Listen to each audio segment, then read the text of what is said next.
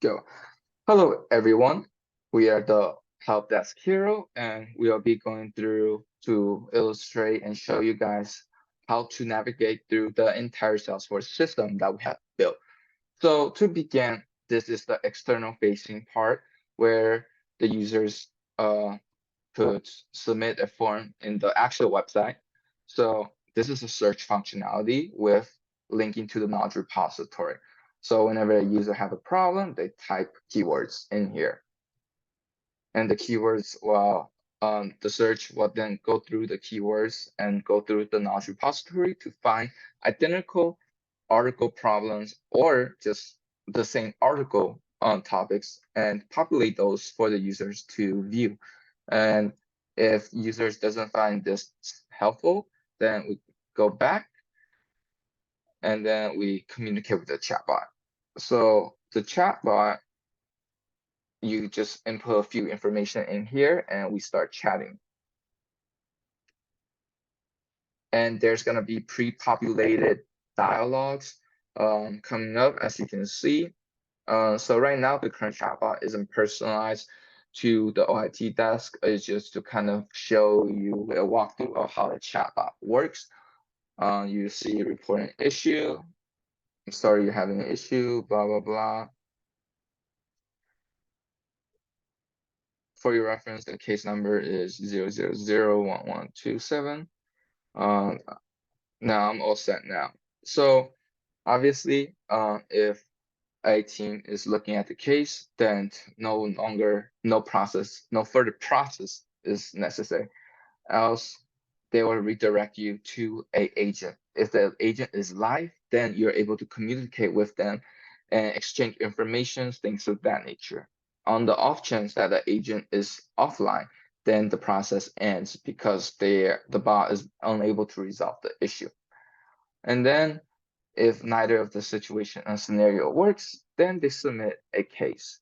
So they will fill out the problem, computer setup, the day they want to be resolved by, basic informations, things of that nature. Amos. Let's do other and description, help. And a case is submitted.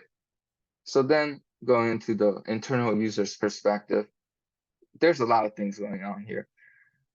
So let's go through all open case.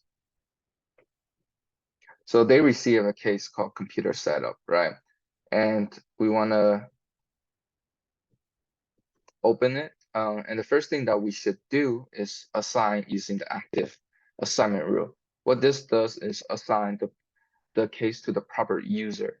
And the way we do that is we type in case assignment in the homepage, the quick find, and it will under service case assignment rules.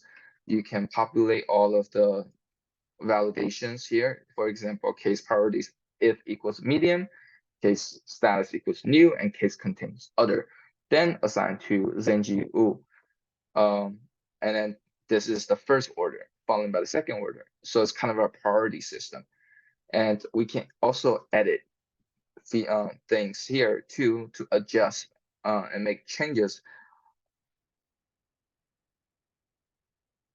And the functionality of this is to assign it to the right person. So Zenji Wu will be a tier 2 employee and group A will be a tier 1 employee.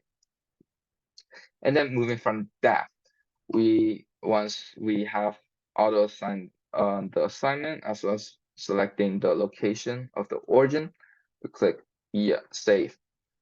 And then let's say the problem is super complicated, right? And we're looking for someone to assist us. We can go to the chatter function.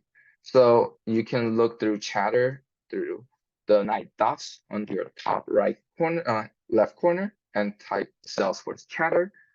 And then from there, you can go to question and input how to set up a computer. And you can also add people. Given that we don't have anyone to add, we are unable to do so. But if we have someone like Zenji Wu, or actually we could add people here. add him, and then you can ask. So this allows us to collaborate with other experts within the team, as well as outside of the team to collaborate on the issues and resolving it. Then moving on, we have a few other things that we can do. So let's open the case up. Whenever we want to communicate with the user, we can click on their guest email and just send an email. Hello. Hope this email finds you well. Want to get more information about your issue if possible. Boom. And it was sent. An email will be sent, and I received the email. Hello, and just the basic stuff. This is one of the ways to communicate with the user. Alternative ways, there's user's phone number that we can contact through. And that's another way of doing so. Then whenever we're trying to close a case, right? Click edit, we close. And when we close the case or whenever we make an update to the case, an automated email will be sent to the user. And the way we do so is go to the flow. And you can see there's a current flow called closing cases activated. So we can click in here and you will be able to see how to set up everything.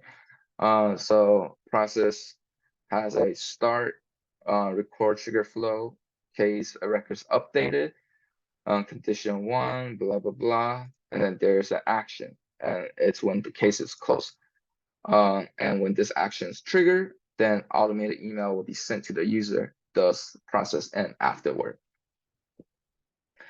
And the way we navigate to the flow is typing in on the quick find through the homepage, and under process automation, you click the flows and then go from there. And you can also create new flows by clicking new and populate whatever flow that you want. And then after that, we click close. And when that happens, a case is sent to the users with all the information has been addressed. So that implies that the solution, the case has been closed, the problem has been resolved, and it's good to go for the user. And a little bit more of the internal stuff. So here is the knowledge repository. So we just type knowledge on the night thought, and it will direct you to the knowledge repository. And whenever there's a new articles that we think will be helpful for the user, we can click new, type the basic informations, article questions, answers, and we need to make sure we do visible to customer and visible to public knowledge base. And it was save. And once saved, we need to make sure we publish it so that the guest users are able to access it and see it on the web page. Outside of the knowledge repository, I also like to kind of show you guys how to create a report as well as the dashboard. So the way report works is you click edit. So there's a list of different things here. You can see there's an outline, and the outline basically sets everything here. So you have case owner, account name, subject, date, time open, and then the row or the group shows the age. So it will group it by that age, and then we set filters. So the age is one of the filters that we set, which is greater than -1. That remove any numbers that is less than -1, just because there's maybe a case is misadjusted, meaning that their close date is earlier than their start date. Things like that happens, and to avoid that, we can set filters to fix the issue. And afterward, we also can populate graphs, so toggle graphs, and it just shows all the times, things of that nature, and you click run. And when you click run, a graph is populated. And then from there, you can go to dashboard. And for dashboard, you can edit and you can add new components. So for example, resolution time, right? So let's say I think bar graph is probably the best way. It just displayed the average of days it takes to resolve the case. So 33 of them is 0, that means they hasn't been started. 46 1 days, that means they have been resolved relatively quick. Things of that nature. And we click save. And you can make the different cases, different reports here. And then going to the Einstein bot. So the way we go to Einstein bot, the best way to go about it is go to setup. And from setup, there's a go get started with Einstein bot. And then you can see Alex is a current active bot. And here it's just a list of pre-populated dialogue to communicate with the user. There's a welcome page, a main menu. Like we can make adjustment to all of this if a user wants to, but whenever they make adjustment, they need to deactivate first and then make the changes and then reactivate.